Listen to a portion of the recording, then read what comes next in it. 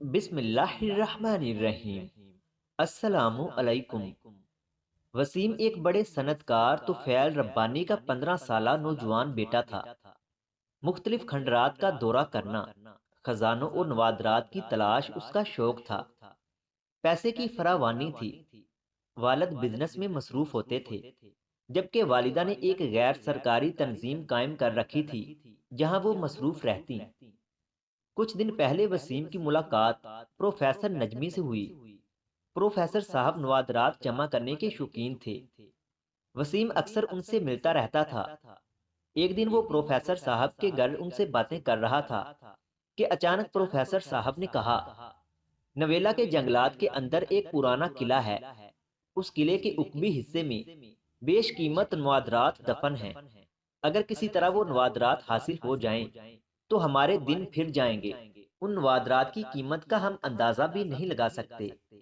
अगर हमने किसी गैर मुल्की अजायब घर को वो नवादरात बेच दिए तो दुनिया के अमीर तरीन लोगों में हमारा शुमार होगा। वसीम हैरान होकर प्रोफेसर नजमी की बातें सुन रहा था। लेकिन एक अहम बात यह है कि नवेला के जंगलात दरअसल सांपों की अमाजगाह हैं। समझो वहां तुम्हें कदम कदम पर सांप ही सांप मिलेंगे। वसीम को एक लम्हे के लिए अपने सारे जिस्म पर सरसराहट का एहसास हुआ। साथ ही प्रोफेसर नजमी की शख्सियत भी पुरअसरार सी लगी। क्या हुआ भाई, अभी से डर गए? प्रोफेसर साहब ने उसे गौर से देखा। नहीं नहीं, मैं किसी से नहीं डरता, वसीम जोश में बोला। शाबाश मेरे शेर। ये सुनकर प्रोफेसर को बहुत खुशी हुई। अब तुम्हें मैं एक दुकान का पता बताता हूँ जहाँ से तुम्हें सांपों से बचाव का लिबास खरीदना है। थोड़ा महंगा होगा, मगर तुम्हारी हिफाजत खूब करेगा। ये मैं आज ही खरीद लूंगा। ठीक है, फिर जाओ और तैयारी करो। कल तुम्हें इस मुहिम पर रवाना होना है। नवेला के जंगलात को गूगल मैप पर तलाश करता हुआ वसीम अपनी कार में आगे बढ़ रहा था। वालिदैन घर पर नहीं थे, इसलिए घर के पुराने मुलाजम खान बाबा को नवेला जंगल के बारे में बताकर रवाना हो गया। वसीम बेहद पुरजोश था। उसे ऐसा महसूस हो रहा था कि नवादरात से बड़ा संदूक अभी उसके सामने आ जाएगा और वो उसे ले उड़ेगा। लेकिन आगे रास्ता बहुत दुश्वार था। एक सरसराता हुआ सांप जंगल की इब्तिदा में ही अचानक नजर आ गया था, जो उसकी जानब बढ़ रहा था। वसीम ने ऐसा नीला सांप अपनी जिंदगी में कभी नहीं देखा था। उसे प्रोफेसर की बात याद आ गई कि नीले सांप मुकम्मल जहरीले होते हैं, यानी इनकी नस नस में जहर भरा हुआ होता है। उसके जहन में बेशुमार सवालात जन्म ले रहे थे। उसने अस्पारक गन से सांप का निशाना लिया, मगर अस्पारक की चिंगारी ने भी सांप का कुछ ना बिगाड़ा।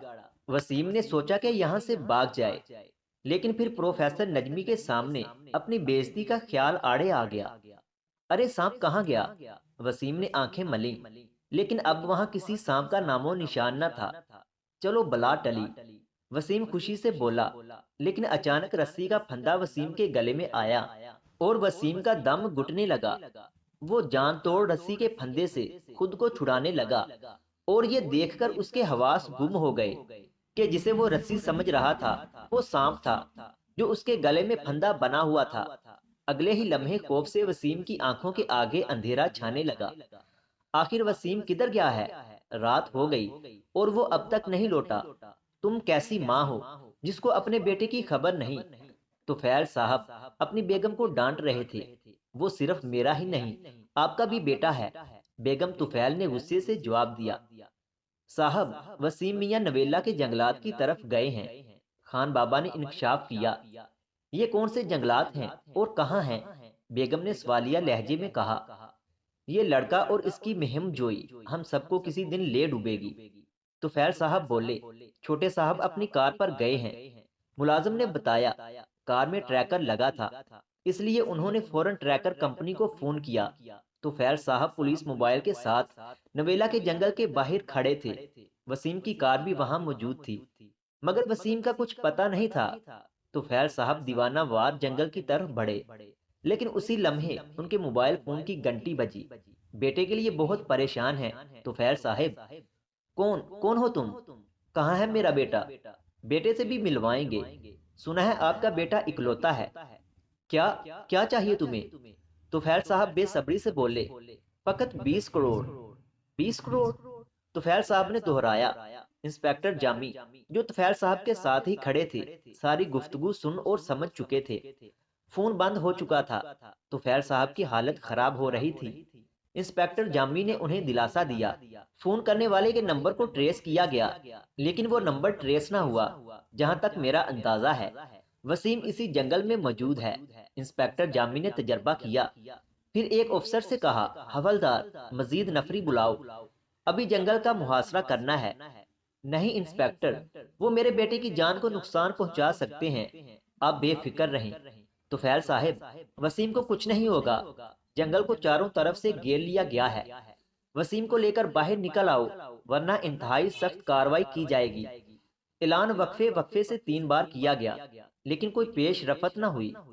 हम आखिरी बार तंबीह कर रहे हैं। 10 तक गिनती गिनी जाएगी। बाहर आ जाओ, वरना नुकसान उठाओगे।